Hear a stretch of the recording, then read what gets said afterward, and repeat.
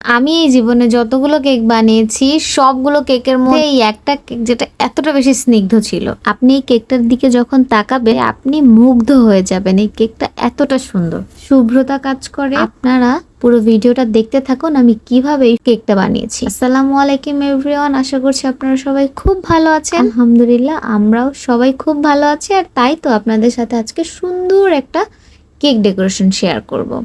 Customer আমাকে যে reference পিকচারটা দিয়েছিলেন সেটা গুগল থেকে কালেক্টেড ছিল, আমি সেটাকে একটু মডিফাই করে নিয়েছিলাম কারণ সেই পিকচারের সবকিছু হচ্ছে আমার কাছে অ্যাভেলেবেল ছিল না। বলে দিয়েছি কারণ আমার কাছে যেটা নাই আমি সেটা অবশ্যই বলে দিব যে আপু সেম এই ফুলটা হবে না বা সেম এই ফুলের এই শেপটা হবে না। যে আসল সৌন্দর্যটা একদমই লাস্টে আপনারা দেখতে পাবেন, কারণ দিনের আলোতে আসলে কেকের আসল সৌন্দর্যটা বোঝা যায়, তার জন্য হচ্ছে একটু অপেক্ষা করবেন। আর ঘরের মধ্যে আসলে অনেক লাইটিং এর একদমই অ্যাকচুয়াল কালারটা আসলে বোঝা যায় না, এই জন্য একটু হোয়াইট চকলেটটা একটু লাল লাল মনে হচ্ছে, কিন্তু এতটাও কিন্তু না। কাস্টমার আলহামদুলিল্লাহ অনেক পছন্দ করেছে। আর এই কেকটা একেবারেই হোয়াইটের মধ্যে ছিল, যার কারণে এটা দেখতে অনেকটা বেশি সুন্দর ছিল। উপরে আমি অনেকগুলো আর্টিফিশিয়াল ফুল বসিয়ে দিয়েছি।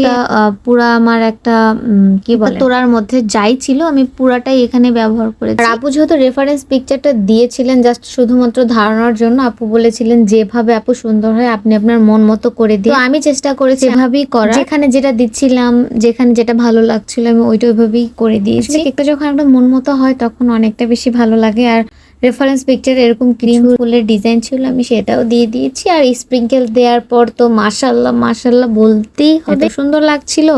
আর সব থেকে বড় কথা, আমি যখন বাইরে গিয়ে ছবি তুলেছি মানে বাস্তবে যেরকমটা সুন্দর লাগতেছিল অতটা তো অবশ্যই ক্যামেরাতে ধরা পড়ে, যা ধরা পড়ছে তাতেই মাশাল্লাহ যে অন্তত ক্যামেরা বন্দি সে হয়েছে। আজকের কেক ডেকোরেশনটা আপনাদের কেমন লেগেছে অবশ্যই কমেন্টে জানা, ভালো লাগলে অবশ্যই শেয়ার করে দিবেন। আল্লাহ হাফেজ।